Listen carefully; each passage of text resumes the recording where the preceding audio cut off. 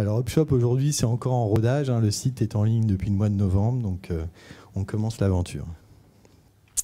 Tout d'abord je voudrais... qui parmi vous a déjà ouvert une boutique éphémère ou un pop-up store ? Ok, donc ça reste encore un peu minoritaire comme pratique. Pour se mettre d'accord sur la définition un peu de ce que c'est qu'un pop-up store, parce qu'il y a plusieurs dénominations autour du commerce éphémère. D'abord, c'est évidemment une boutique qui est de courte durée, mais au-delà de ça, c'est pas juste une boutique normale qui est juste ouverte moins longtemps. C'est une boutique aussi qui peut être mobile, c'est-à-dire qu'on peut l'ouvrir un mois à Paris, un mois à Marseille, un mois à Bordeaux. On peut faire un tour comme ça, comme un groupe de rock.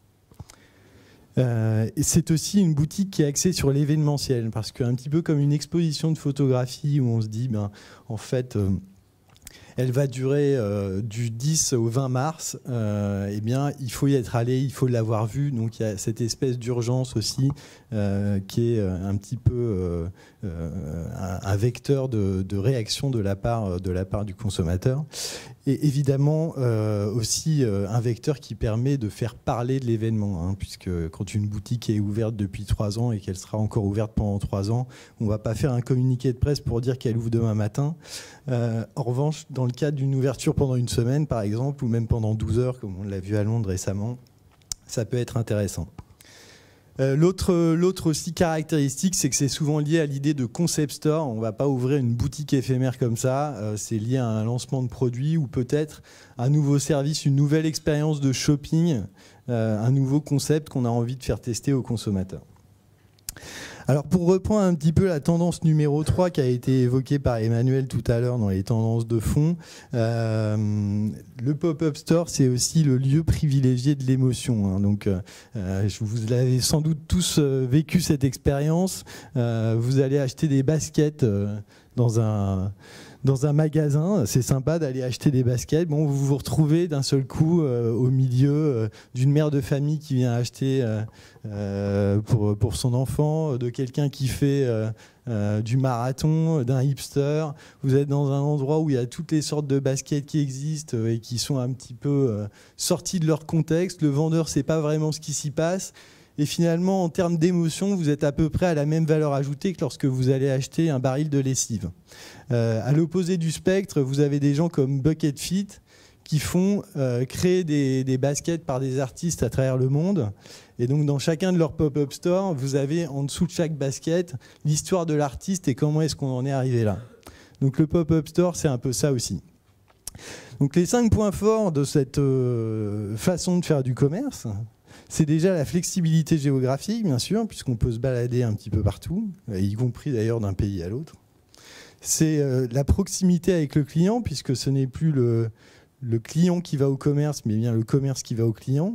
Et donc le réenchantement de cette expérience shopping, on va le voir un petit peu après, les consommateurs sont en attente d'émotions, ils ont envie d'être un petit peu surpris et ils en ont un peu marre de voir sans arrêt les mêmes marques un peu partout et les mêmes enseignes, ou en tout cas pas forcément, la problématique c'est pas forcément de voir les mêmes marques mais de les voir dans le même contexte avec les mêmes concepts.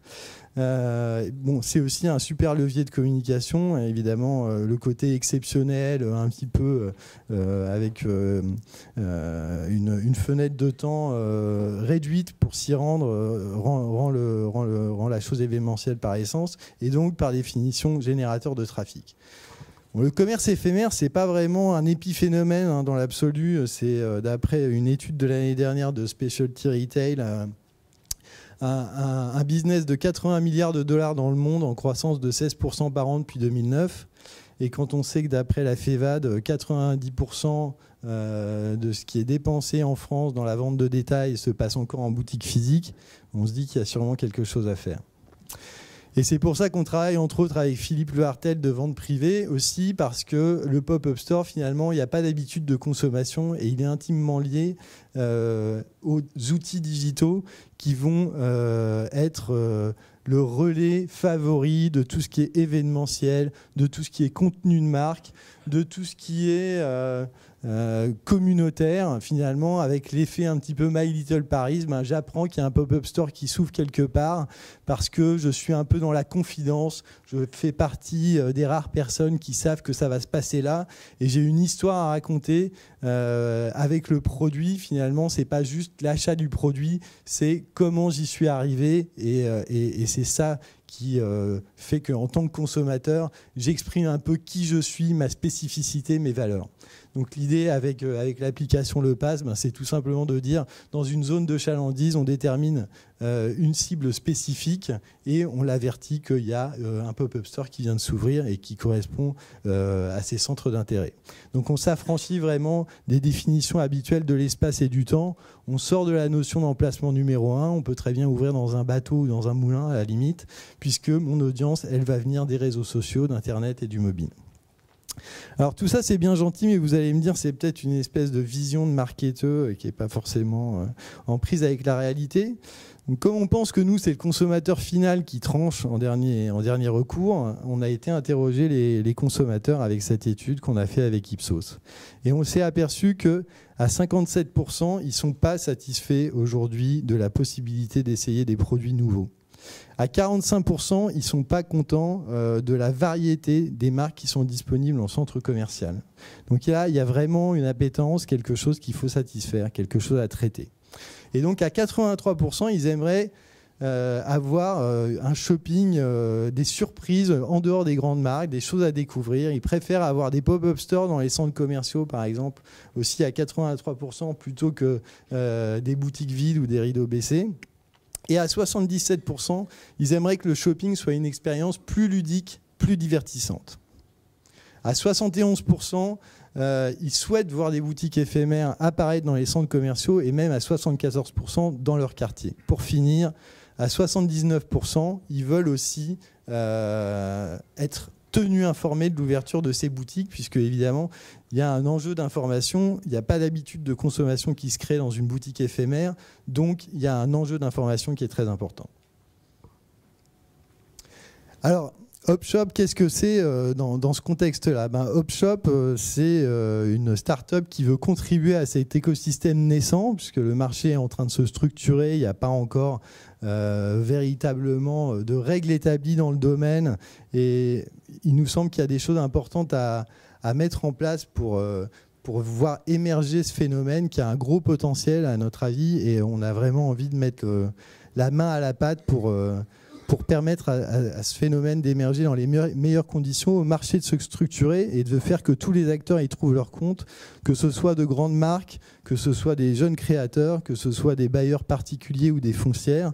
Tout le monde a quelque chose à gagner dans ce nouveau phénomène, et c'est pour ça qu'on a mis en place cette plateforme de réservation de boutiques éphémères, donc qu'on peut booker un petit peu comme dans Airbnb. Mais au-delà de ça, il y a 4 choses qu'on a vraiment envie de faire avec Hopshop. La première, c'est d'informer le consommateur, donc par le biais notamment de l'application Le Pass, mais aussi par le biais de tout un volet rédactionnel qu'on met en place avec un blog où on interroge les acteurs du secteur. On avertit sur les médias sociaux notre audience des ouvertures de pop-up, etc. L'optimisation du taux d'occupation, parce qu'aujourd'hui on est quand même face à un phénomène type Fashion Week où certains bailleurs en profitent pour multiplier les loyers par 2 par rapport à un bail 369 sous prétexte que c'est en éphémère. Mais c'est pas comme ça qu'on va structurer le marché, je dirais même qu'on risque de tuer la poule aux œufs d'or. Ensuite, il y a aussi pas mal de gens dans l'univers du pop-up qui n'ont jamais ouvert une boutique, parce que l'intérêt aussi pour les jeunes créateurs, par exemple, c'est qu'à moindre frais, ils peuvent ouvrir une boutique. Et nous, on pense qu'il faut les faire monter en compétence au niveau de l'expérience. Et c'est pour ça que pour qu'ils puissent offrir à leurs clients une shopping expérience qui soit au meilleur niveau, on met à leur disposition des outils, des formations, des choses comme ça. Et pour finir, voilà, le dernier point sur lequel on agit, c'est vraiment le fait de pouvoir mettre en place des outils digitaux qui vont faciliter l'émergence de ce phénomène, et entre autres la plateforme de réservation de boutiques. Voilà. Merci beaucoup. Merci beaucoup.